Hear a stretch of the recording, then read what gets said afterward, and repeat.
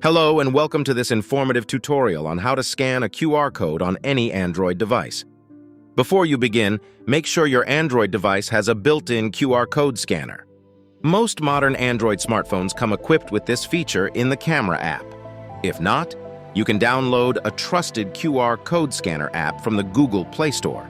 So, unlock your Android device and locate the Camera app. Open the Camera app and ensure that you have the rear camera activated.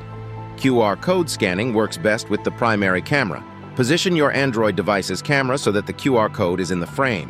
Hold the device steady and ensure the QR code is well lit. The Camera app should recognize the QR code automatically.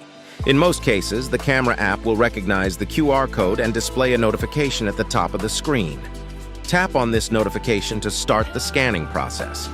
Once the QR code is successfully scanned, your device will either open a web page, display text, or perform a specific action associated with the code. Scanning QR codes with your Android device is a simple and efficient way to access information, websites, and services. Thank you for watching this tutorial on how to scan a QR code on any Android device. If you found this video helpful, please like, share, and subscribe for more informative content. Stay tech-savvy and make the most of your Android device.